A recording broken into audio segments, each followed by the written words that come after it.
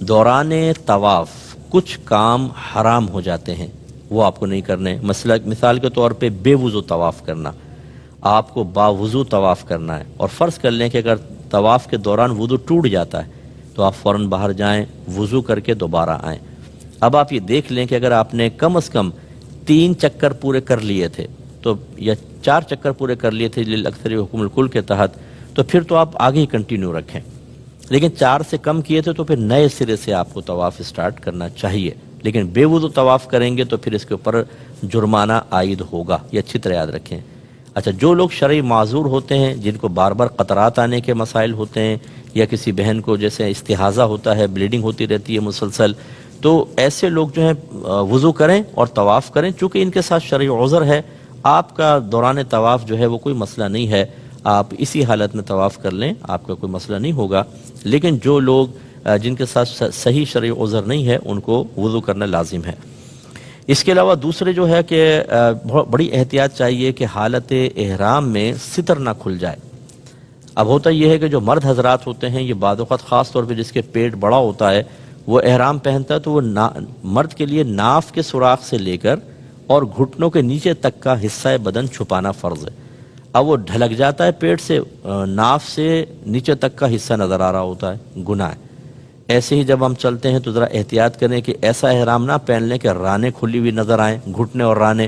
یہ بعض اوقات ہوتا ہے ہوا سے یا ویسے ہی مطلب یہ کہ کھنچ جاتے ہیں، اس میں بڑی احتیاط کرنی چاہیے، یہ دوران طواف بھی منع۔ اسی طریقے سے یاد رکھیں کہ بلا عذر ویل چیئر پر آپ نے اگر طواف کیا تو یہ گناہ ہے، اس میں دم لازم ہوگا، بلا عذر نہیں کر سکتے۔ اگر کسی کا عذر ہے، جیسے والدہ ہیں، بوڑھی ہیں، بیمار ہیں کوئی، ان کو آپ ویل چیئر پہ کروا رہے ہیں ایک الگ بات ہے، لیکن صحت مند آدمی نے سوچا چلو یار میں ہی ویل چیئر پہ بیٹھ کے مزے کر کے کسی کو پیسے دے کے کروا لوں، ایسا نہیں کر سکتے، یہ اچھی طرح ذہن میں رکھیے۔ اسی طریقے سے حتیم جو ہے، وہ حتیم کہتے ہیں وہ باؤنڈری وال آپ نے وائڈ دیکھی ہو، دوران طواف آپ حتیم کے اندر سے نہیں گزر سکتے، اس کے باہر سے گزریں گے، اگرچہ وہ کعبۃ اللہ کا، چونکہ وہ کعبۃ اللہ کا حصہ ہے، وہ رہ گیا تھا تعمیرات سے، اور نبی کریم نے اسی حیات تو اس کو قائم رکھنے کا حکم دیا، اس لیے اس کے اندر سے نہیں نکلیں گے بلکہ اطراف سے نکلیں گے۔ اور اسی طرح اگر 7 چکروں سے کم آپ نے طواف کر کے چھوڑ دیا، 5 چکر کر کے چلے گئے تو آپ گناہ گار ہوں گے، کیونکہ 7 چکر کم از کم ہوں گے۔ اور مکروہ کام جو دوران طواف ہے وہ بھی ذرا ذہن میں رکھیں، فضول گفتگو کرنا،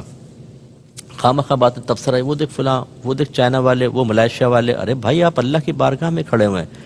اللہ کی رحمت خصوصی طور پہ آپ کی طرف متوجہ، اس طرح کی فضول باتیں کرنے کا کیا فائدہ۔ اور اسی طریقے سے کوئی ایسی الٹی سیدھی حرکتیں جیسے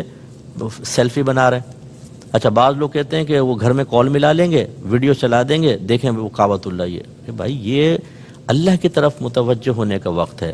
یہ اپنے گناہوں کو یاد کرنے کا وقت ہے، یکسوئی سے عبادت کریں۔ یہ کیا آپ نے ایک اور آدمی کو انٹر کر لیا اس میں، اور وہ سارا وہ مطلب آپ کی یکسوئی تو ختم ہو گئی، اس لیے پوری یکسوئی کے ساتھ کریں، یہ مکروہ ہے، گناہ نہیں ہے لیکن مکروہ ہے۔ اسی طریقے سے ناپاک کپڑوں میں اگر طواف کیا تو مکروہ ہے، طواف ہو جائے گا لیکن کراہت کے ساتھ ہے۔ یوں ہی ہم نے آپ کو بتایا کہ رمل یا عید اتباع مرد کے لیے سنت ہے، اس کو ترک کرنا بلا عذر یہ بھی مکروہ ہوتا ہے۔ اسی طرح کچھ کھانا پینا بھی حالت طواف میں، یعنی طواف کے دوران مکروہ ہے، گناہ نہیں ہے لیکن مکروہ ہے بہرحال۔ ہاں اگر بہت شدید پیاس لگ رہی ہے، بہت حلق خشک ہو چکا ہے، گرمی بہت شدید ہوتی ہے بعض اوقات، تو تھوڑا بہت 1-2 گھونٹ آپ پانی پی سکتے ہیں۔ اسی طرح اگر پیشاب وغیرہ کا غلبہ ہے تو طواف جاری رکھنا خلاف سنت مکروہ ہے۔ اور آوارہ نظری بھی مکروہ ہے۔ آوارہ نظری کا مطلب دائیں بائیں دیکھنا، نئے نئے چہرے ہوتے ہیں، پوری دنیا سے لوگ آئے ہوتے ہیں، کہیں چائنا سے، جاپان سے، ملائیشیا سے، ایران سے، عراق سے، تو وہ آدمی دیکھتا رہتا ہے چہرے، عمومی طور پہ میں نے دیکھا ہے کہ وہ پھر یکسوئی نہیں رہتی، آوارہ نظری نہیں ہونی چاہیے، اپنی توجہ صرف اللہ کی طرف رکھیں۔ اچھا، کعبۃ اللہ کی طرف دیکھنا منع نہیں ہے، میں نے آپ کو پہلے کہا کہ علماء سے اور مفتیان کرام سے مسئلہ معلوم کریں، اگر آپ لوگوں سے معلوم کریں گے ہر ایک اپنے اپنی بولی بول رہا ہوگا، اور یہ بھی میں آپ کو بتا دوں کسی نے 10 حج کیے ہوں اور 50 عمرے کیے ہوں، عالم نہیں ہو جاتا۔ یہ کوئی یہ کہ ہم نے تو جی 50 عمرے کیے ہیں ہمیں پتہ ہے کہ کیا کرنا ہے، نو، عمرے کرنے سے علم کا کوئی تعلق نہیں ہے، آپ مفتیان کرام سے معلوم کریں۔ جب آپ طواف کر رہے ہیں، اگر کعبۃ اللہ کو دیکھ کے طواف کر رہے ہیں کوئی حرج نہیں، آپ اس طرف نظر کر سکتے ہیں، سینہ نہ پھیرے کعبۃ اللہ کی طرف، طواف ایسے ہی ہوگا، یوں نہیں ہوگا۔ لیکن آپ دیکھ سکتے ہیں کعبۃ اللہ کو، برکت ہے بہت زیادہ، اس کو دیکھنے میں کیا مسئلہ ہے۔ اور باقی یہ کہ دوران طواف باقی کام جائز ہوتے ہیں، مثلا سلام کرنا، کسی کے سلام کا جواب دینا، پانی اگر پیاس ہے پانی پینا، ضرورتاً کلام کرنا، کوئی دینی مسئلہ دریافت کرنا کسی سے، یا کوئی آپ دینی مسئلہ کسی کو بتا دیں، ان کی گنجائش ہے، ٹھیک ہے۔ تو یہ تھوڑا سا آپ ذہن میں رکھیے۔ اس کے بعد سعی کے بارے میں بھی میں کچھ چیزیں آپ کی خدمت میں ذکر کر دیتا ہوں کہ اس میں بھی آپ کو خیال کرنا ہے۔ سعی میں یہ ہے کہ آپ بیٹھ کر بلا عذر سعی نہیں کر سکتے، یعنی ویل چیئر کے اوپر اگر آپ صحت مند ہیں،